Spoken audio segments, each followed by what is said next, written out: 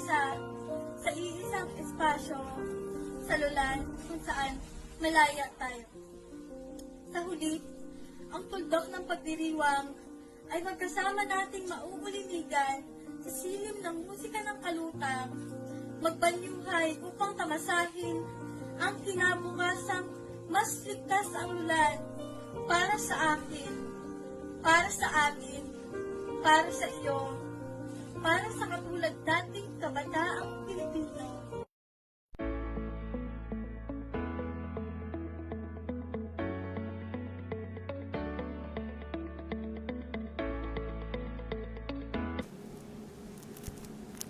Bahaghari ng kalayaan. Narito na naman tayong muli sa usaping ito. Usaping di matapos-tapos dahil sa walang katapusang batikos at pagbibigay suhestyong di matapos-tapos. Paano pag siya? Paano pag kami? Paano dahil baklat tomboy kami? Gusto ko nang simulan. Simulan nang matapos na't matigil ang diskriminasyon sa mga katulad kong kabataang di tanggap ng lipunan.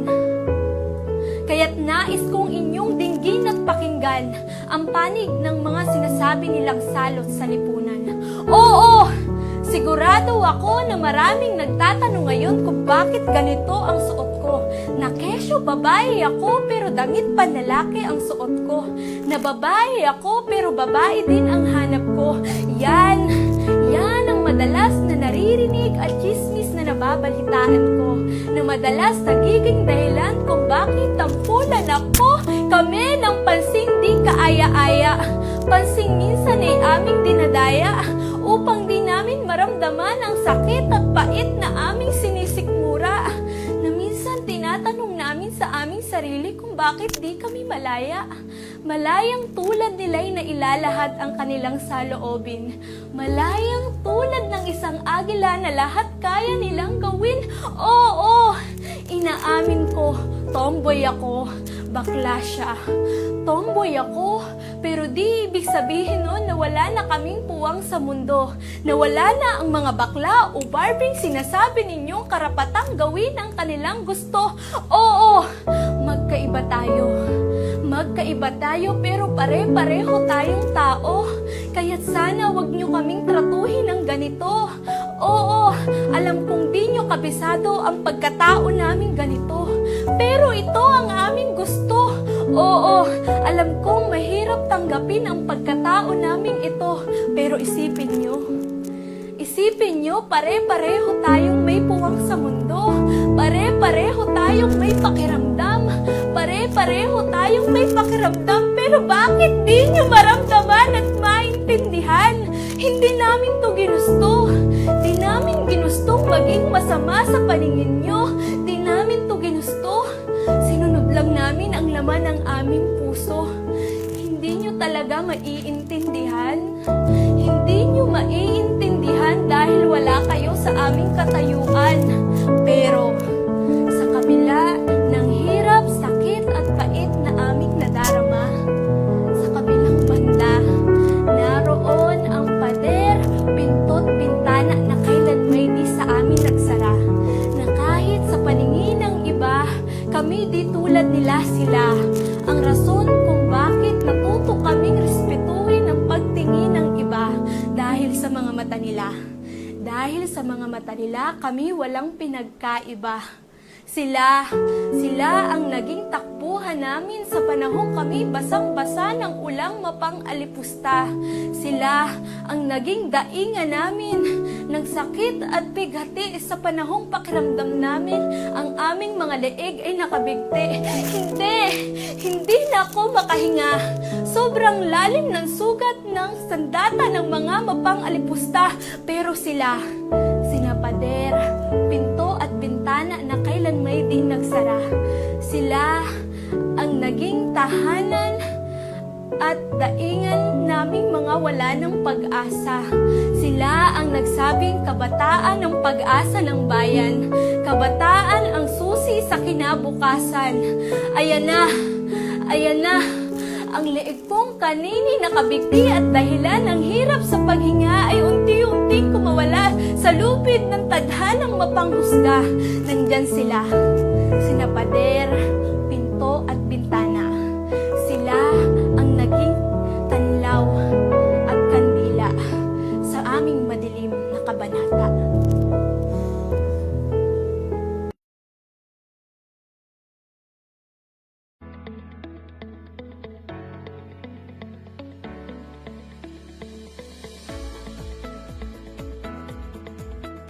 Sana tayong dalawa.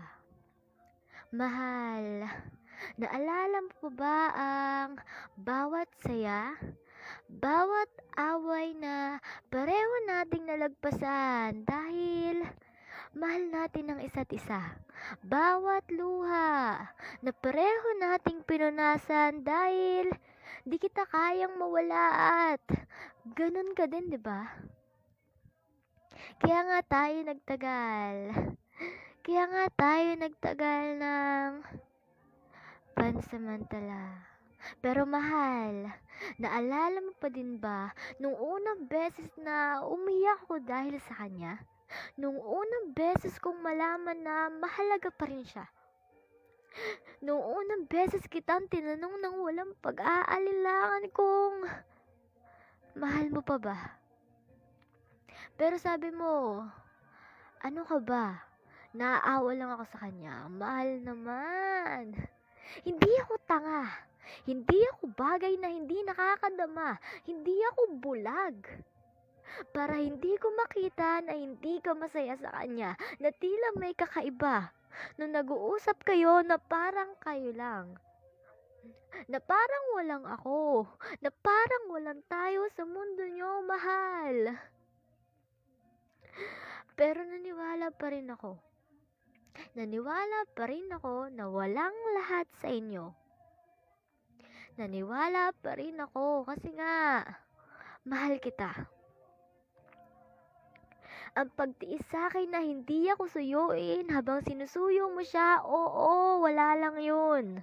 Ang pagpupuyat mo gabi-gabi at pagngiti mo hanggang umaga sa pag-isip at pag-alala sa kanya, oo, wala lang yon. Ang pagbabahagi mo ng malulungkot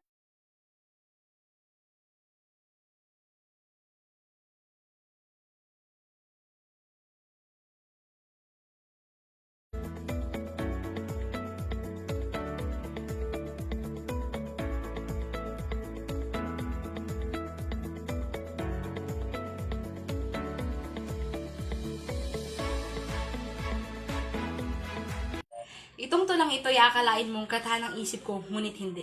Itong mga salitang ito ay narinig ng tenga ko, pababa ng nandirito, bulong ng banal na spirito. Sabi ng lola, pati ng lolo, magpakbait ka at lumaking may takot sa Diyos aming Apo. Mahalin ang kapwa mo at maging mabuting tao. Mga pangaral na binunghay na matagal dito sa puso ko, na akala ko sapat na para matanggap nyo ko. Ngunit lahat ng ito pala ay simula pa lang ng plano nyo. Libro. Pagmulat ng mga mata, agad na inayos ang silid at agad na lumabas ng kwarto. Magamagang mga mata, sabog na buhok ngunit may pinta ng matamis ng ngiti ang nakita sa lamin ng banyo. Agad na kumilos, nagligot, nagsipilyo. Pagkatapos ay sinot ang plansyadong uniforme at belo. Ito pala'y araw ng linggo. Agad, handang-handa nang iwan ang tahanan na tahakin ng banal na simbahan. Alam nyo, na bata pa lang ako, pangarap ko na maging isang sakristan, maglingkod sa Diyos, alam ko na ito ang tamang paraan. Sa bawat takbo ng buhay ko, ito ng aking kinagisnan, na sa bawat darating ang araw nito ay aking paghahandaan. Pero bakit may kulang, na parang di sapat ang aking katapatan? Bakit walang pangunlad na nararanasan? Yun pala ang kakulangan. Ang tamis sa tunay na kasiyahan. Isang araw habang tinataha ko ang daan pauwi sa mga magulang ko, may dalawang di kilalang muka na nakaputing polo, nakakalain mo parang mga abogado. Pero teka sandali, ano ang daladala ng mga kamay nito na natatabunan pa ng suot-suot na magandang relo? Ano ba yun? Isang libro? Di bale, kausap naman nila si mama, kaya ayos lang na di ko napansinin ang pakay nila, pero, hello po, kamusta po kayo? Sambit ng dalawa. Ano pa nga ba magagawa ko? Di sumagot kahit di ko gusto. Kinausap nila ako na para bang magkakilala ng sobra, may pangiti-ngiti pa, pero heto ko, walang magawa kundi makitawa. Agad na inabot ang libro at sa piling ko'y pinasa.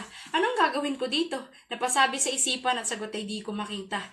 Ilang mga araw pa at ako'y nagtataka na bakit sila'y paulit-ulit na sa bahay ay pumupunta.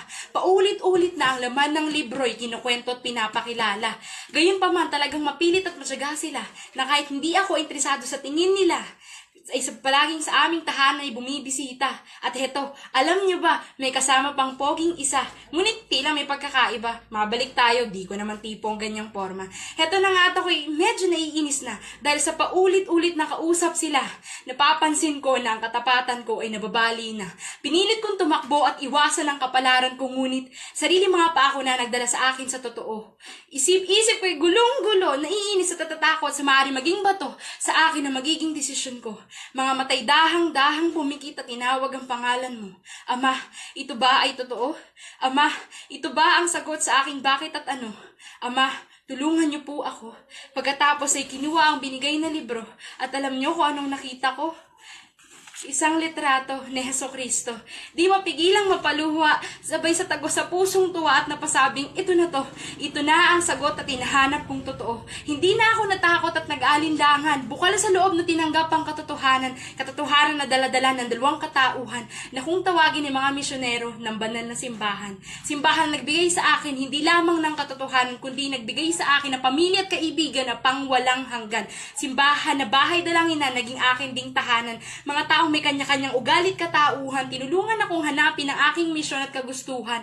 Pamilyang tinulungan akong buuhin ang aking sariling katauhan. Mga kaibigan, tinulungan akong labanan ng kalungkutan at ito'y aking nalampasan. Sa gitna ng pandemya, kanilang pagmamahal ay aking naramdaman. Ang tamis at tunay na kasiyahan ay aking naranasan. Tinulungan nila akong hanapin ang aking kahalagahan na akala ko ito lang ang aking kakayahan. Mga kaibigang, tinulungan akong labanan ng takot upang magtanghal na nagbibigay sa akin ng kasiyahan. Pamilyang tinulungan akong maging matapang, hindi para man lamang, kundi para ipahayag ang aking nararamdaman. Pamilyang paulit-ulit akong pinapaalalahanan na may Diyos akong makakapitan. May Diyos sa akin nagmamahal. May Diyos na sa akin nakakakilala ng lubusan. May Diyos na sa akin tatanggap sa gitna ng mga kamalian. May Diyos na sa akin gumagabay, laging nakaalalay, laging umaagapay. Kailan may di ka iiwanan, kailan may di kita talikuran. Ang kanyang kamay laging bukas upang iyong hawakan, at kapag iyong hinawakan, kailan may di kanya bibitawan. Ang Diyos na nag-uumapaw sa pagmamahal at kadakilaan. Tinuruan akong pagbutihan ng pag-aaral hindi lamang sa eskwelahan, gayon din sa pag-aaral ng banal na kasulatan. Natutulong sa akin upang kasalanan ay maiwasan.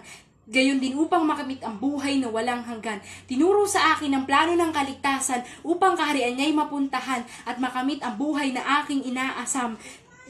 Kaya wala nang ibang ligtas na lugar sa ating mga kabataan kundi sa simbahan, pisikal, mental, intelektual, espiritual o sa kahit anumang aspeto ng ating buhay. Katuwang ang libro na nagpakita sa akin ng katotohanan. Ito ang libro na akala ko sa una ay ordinaryo, hindi pala. Ito ang libro na sa buhay ko ay pininta ang pagbabago. Oo, pinatotohanan ko pagkat naramdaman ko na ito ay totoo mismo. Dahil sa panlangin ko, sila mismo ang sumagot nito. Nakita sa akin na ito na ang bagong yugto ng buhay patungo sa iyo. Kaya Lolo, salamat sa inyo pagkat mananatili na ako dito. Ngunit magiging mabait at mabuting tao pa rin ako gaya ng payo nyo. Libro, oo libro, na sa puso ko'y kusang pumukaw. Kaya heto ako na inyong natatanaw sa inyong harapan. Na nagpapamahalas ng talentong nag-uumapaw na sana'y nagustuhan nyo at nagpaganda ng inyong araw. Libro.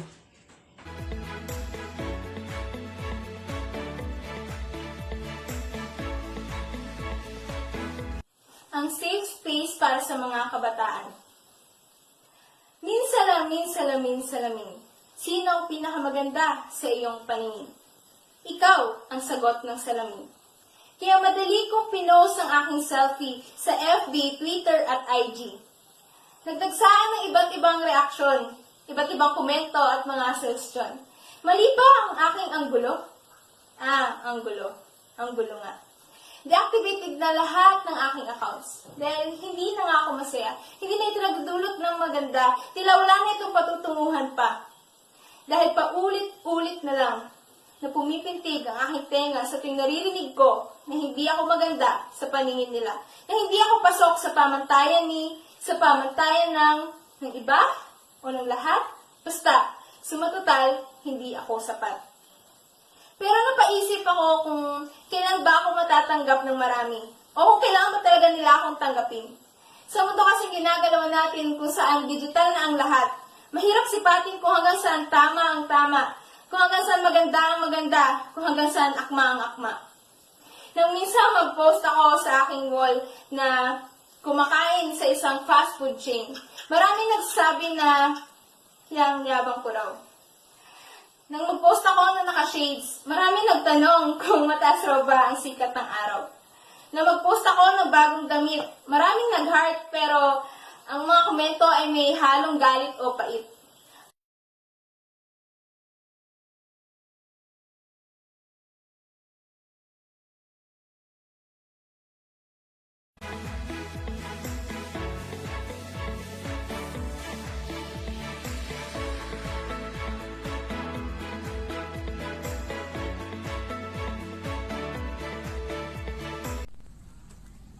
Ligtas na lunan para sa kabataan.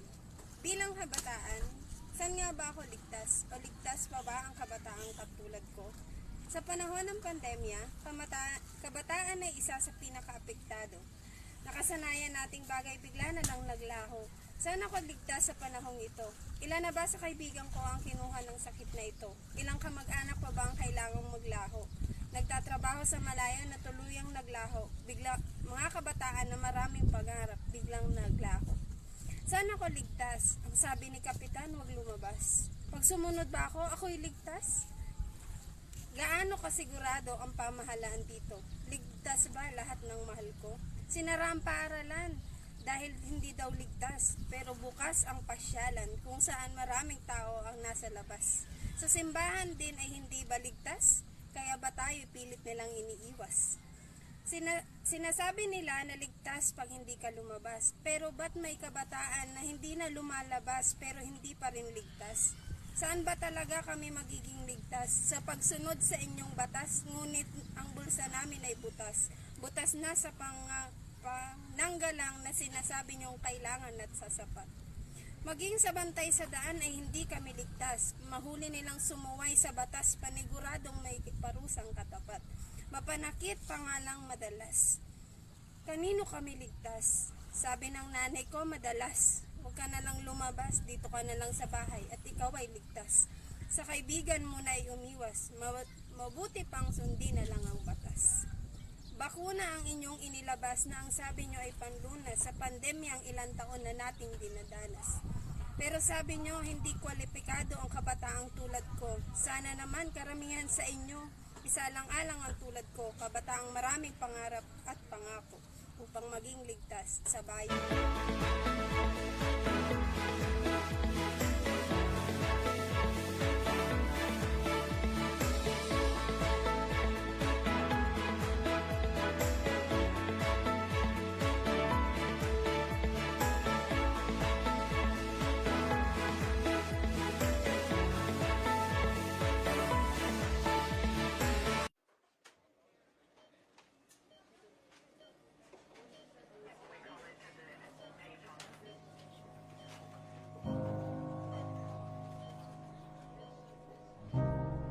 When we're laying on our deathbed, you're not going to worry about how much money you had, how much power you had, how much prestige. You're going to see that that was all game, that was all an illusion.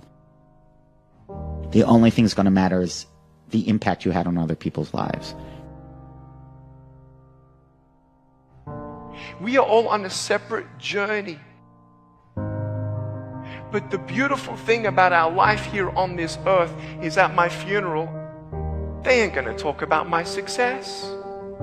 They're going to talk about who Nick was and how Nick lived and how Nick loved and encouraged. Success is incredibly important, but even more important than success, it's having an impact. It's knowing you haven't walked the planet in vain. It's knowing that because you've been here, you've blessed lives, you've developed people, and you have made the world a better place. The effect you have on others is the most valuable currency there is. Everything you gain in life will rot and fall apart. And all that will be left of you is what was in your heart.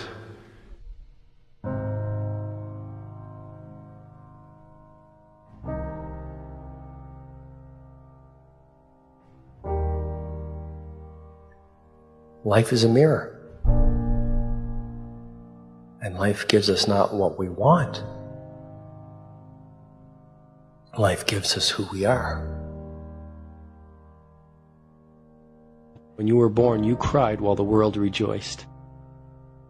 Live your life in such a way that when you die, the world cries while you rejoice.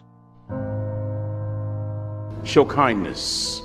It literally stops the world. George Washington Carver said, when common people do common things in uncommon ways, they command the attention of the world. I know you're tough. I know you're seaworthy, but always remember to be kind. Always. Don't ever forget that. Look in those unlikeliest places for wisdom. Enhance your life every day by seeking that wisdom and asking yourself every night, how am I living? May God richly bless y'all.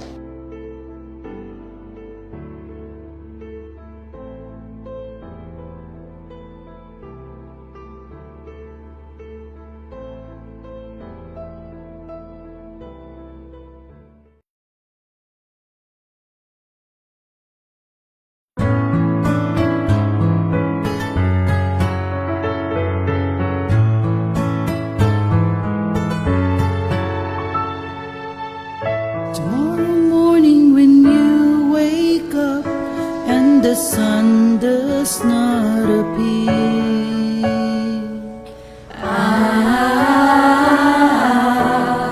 I will be here.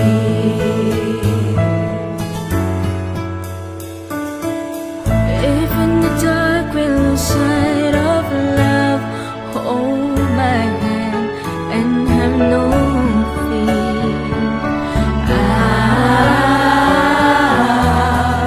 I will be here. I will be here when you feel like being quiet, when you need to speak your mind. I will listen, and I will be here when the laughter turns to crying, through the winning, losing, and trying, we'll be together. 'Cause I will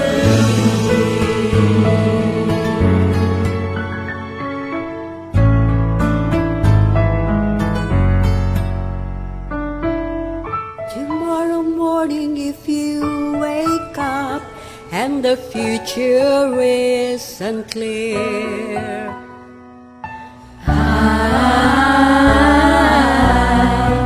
I will be here. Sure, the seasons are made for change, our lifetimes are made for years. I will be here.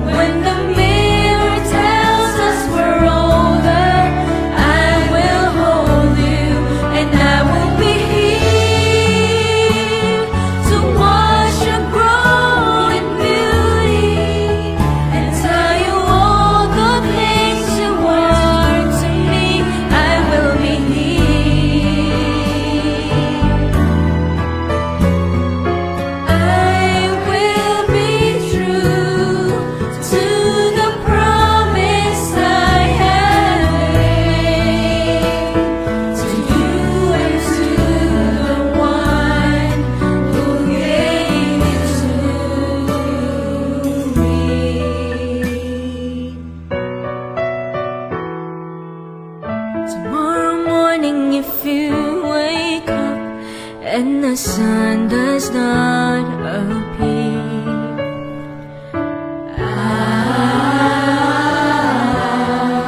I will be here. Just as sure as seasons are made for change, our lifetimes are made for years. 'Cause I will be here, we'll be together.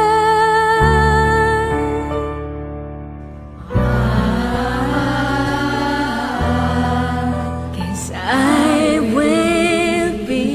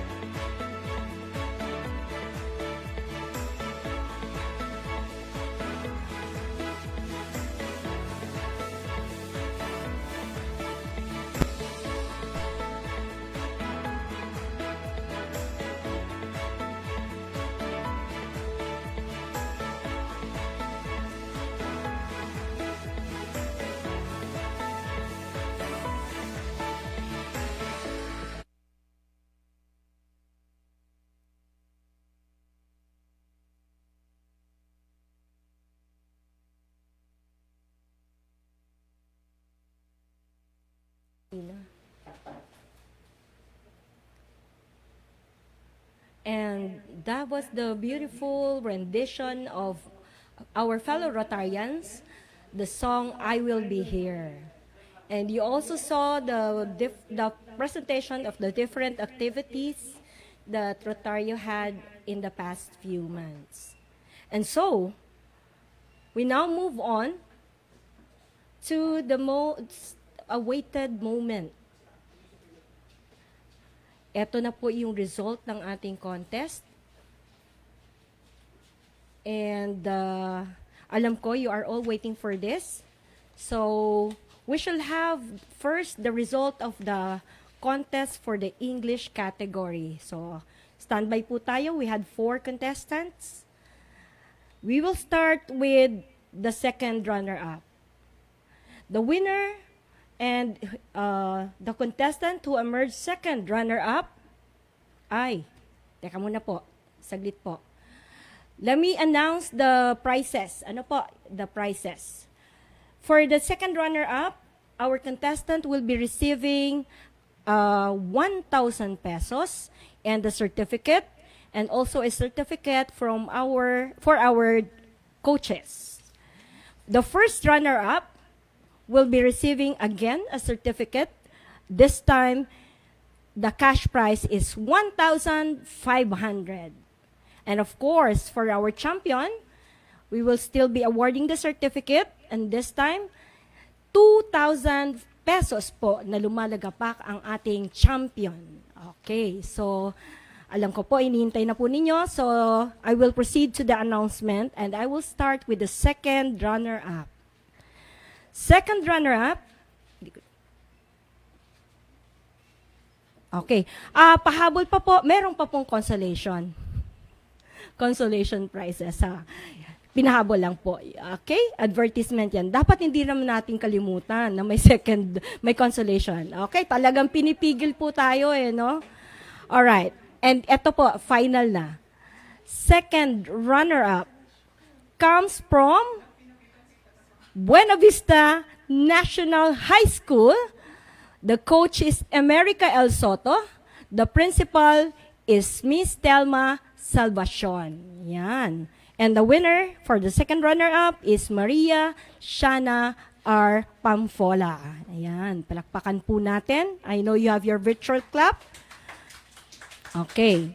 Second runner-up from Buena Vista National High School.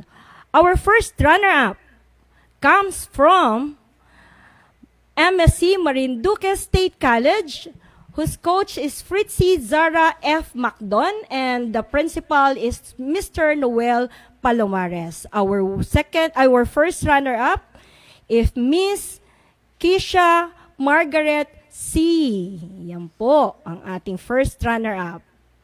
And for our champion, 2 na lang po ang ating pagpipilian. Oo, palakpakan nyo na po ang first runner-up. I'm sure sa virtual, ayan, hindi lang sa virtual, live po yan, ha. And now, for our champion, a grade 10 student from Philippine High School for the Arts. Ang coach po ay si Christian Tablazon, and the principal is Professor Greg Zuniga, and the champion is Pau T. Villaruel. Yan po, ang winner. You can see her flashed on screen. Okay, let us now proceed to the winner in the Filipino category. Mas marami po ang contestants dito. We have 7. And the good news is, meron po tayong tie for the 3rd place. Pag tie po, di ibig sabihin, parehong makakakuha ng 1,000 pesos and the certificate. Okay, so without further ado, let us proceed to the second runner-up. Okay, 2 po sila. Isang grade 12 and I think grade 11. One from Santa Cruz, Dolores National High School, and one from Magpog District, Balanacan National High School. Coaches, Ma'am Nonitz S. Arellano and Ma'am Melanie M. Mendoza. The school heads are Miss Dory Cabral and Ma'am Elizabeth Peralejas. The winners for the second runner-up, we have Bellary R. Rodelas and Jezabel M. Mateo. Again, another round of applause for our second runner-up. Moving on to the first runner-up. Okay, ito po ay grade 10. Galing sa medyo malayo, no, na district. The District of Buena Vista. From the school, Buena Vista National High School, the coach is Charity Sapalio and the principal is Telma Salvacion, si Ma'am Telma Salvacion. The winner is Blue Aldred Fatalia. Okay, pakulakpakan po natin. Okay, Buena Vista po yan, representative of Buena Vista District. And now, ito po ang pinakikihintay natin kasi ito po yung ating champion. Taga saan kaya po iri? She is a grade 11 student. Dito po yan, hometown. Okay? So, Marinduque National High School. The coach is Dr. Diana Noblesa and the principal is Dr. Elvin Perlas. The winner and the champion is Miss Janet R. De Castro of Marinduque National High School. So those are the winners for our first ever virtual spoken poetry contest, and congratulations to all of you. You may claim your certificates, your cash prizes. Please communicate with me or to our President Rosette Sota. Okay, we will proceed to the next number. I'm sure medyo excited pa ang ating mga winners. Okay, we will flash to you, we will show you, we will send to you your certificate. Yun na po, kasi po virtual po tayo, so wala po tayong awarding. Papadala lang po namin sa email ninyo. Okay, so we will move on to the next number, which is the closing remarks to be given by our Secretary and President-elect, Bukal Jan Pelaez, who will be represented by another Rotarian, Rotarian Susan Nase.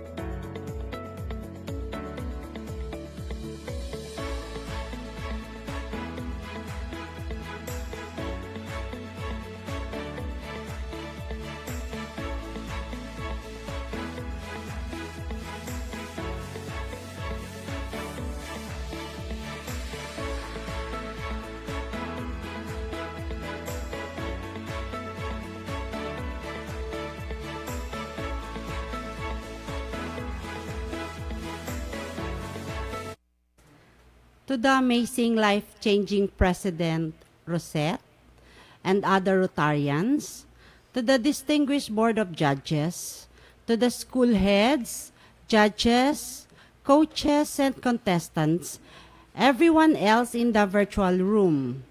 This message was sent to us by Secretary and President-elect Bukal Jan Pelaez, who regrets not being with us today due to unforeseen event. I would like to read his closing remarks to you. Rotary Club International and Rotary Club Marinduque North are known to undertake different missions geared in saving lives and making living better for each one of us. But the action is not limited here. All throughout the globe, you will hear about varied activities the club has undertaken. There is ISOC, or Impromptu Speech and Oratorical Contest. We have MUNA, or Model United Nations Assembly, which is very important, is developing the skills of students in diplomatic setting or parliamentary procedure. Our event today is a first ever event in the history of Rotary, the virtual spoken poetry contest. As everybody is aware, holding an event like this is a big challenge as we are experiencing today. So, I would like to congratulate our club for this event, our tech team for constantly smiling during stress time, and all of us for continuing and struggling to move on. Rotary is continuously responding to the impact of the global 19 crisis. Stefan Mehta says that caring and sharing others is the best to live because it changes not only other people's lives but also our own. Rotary Club Marinduque North has constantly proven this through different actions, so life really goes on. So, this virtual spoken poetry contest is one of these actions. Let us put forward and continue this battle to show the world that we will not be beaten. With this, I would like to say more power. This is the message from Secretary and President-elect Bukal Jan Pelaez.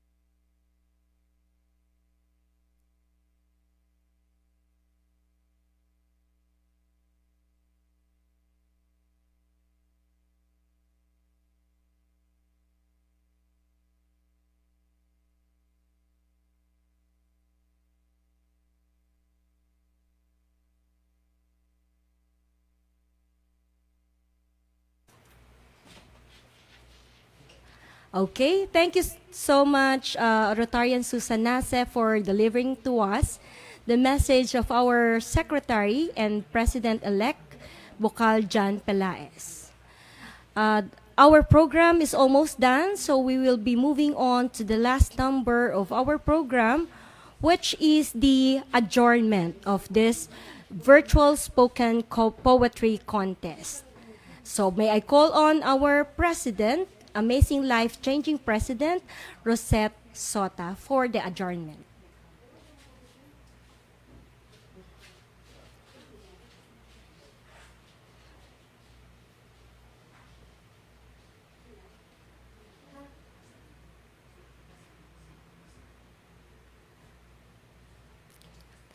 Hindi ko yung nababasa.